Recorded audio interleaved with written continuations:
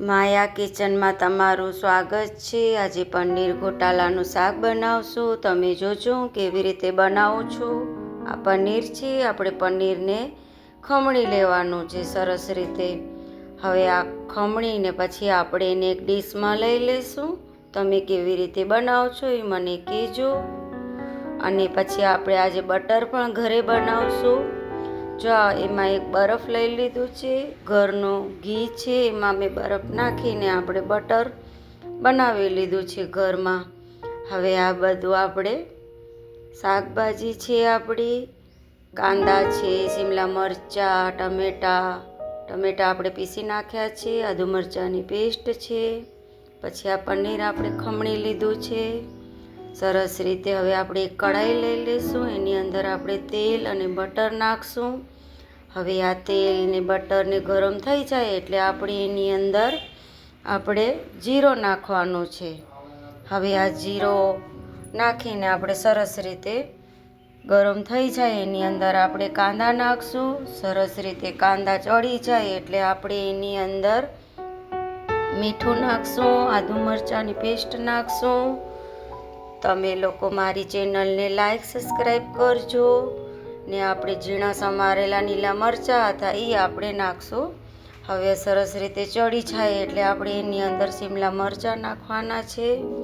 હવે આ શિમલા મરચાં મેં અંદર નાખી દીધા છે, સરસ રીતે મિક્સ કરી લેવાના છે। હવે આ સરસ ચડી જાય, મારી ચેનલને લાઈક સબસ્ક્રાઈબ કરજો, તમે કમેન્ટમાં જય માતાજી લખજો। હવે મીઠું, ધાણા પાવડર, સૂકો મરચું, હલ્દી એ બધું આપણે નાખી દઈશું। હવે સરસ રીતે મિક્સ કરી લઈશું। તેલ છૂટો પડે ત્યાં સુધી આપણે એને ચલાવતા રહેવાનું છે, છોડવાનું નથી। એને છોડી દઈશું તો પછી બધું બળી જશે આપણો। હવે આપણે એની અંદર ગરમ મસાલો નાખ્યો છે, પાવભાજીનો મસાલો છે, તમે જે વાપરતા હો ગરમ મસાલો એ નાખી દેવાનો છે।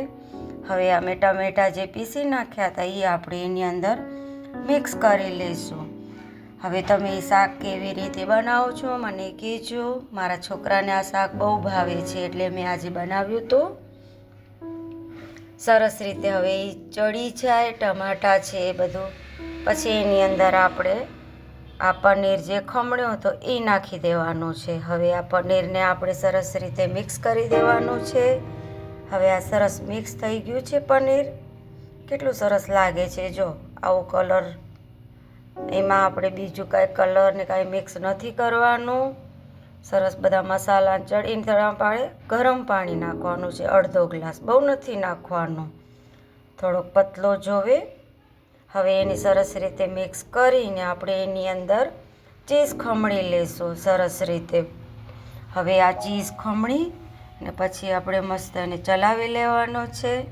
સરસ રીતે મિક્સ થઈ જાય એટલે આપણે એની અંદર થોડુંક ઢાંકી દેવાનું, ઢાંકીને પછી ચલાવી દેવાનું છે। પછી આપણે પાછું ચીઝ નાખીને કોથમીર તો મારે આમાં નાખવાની જ હોય છે, ભૂલવાની જ નથી।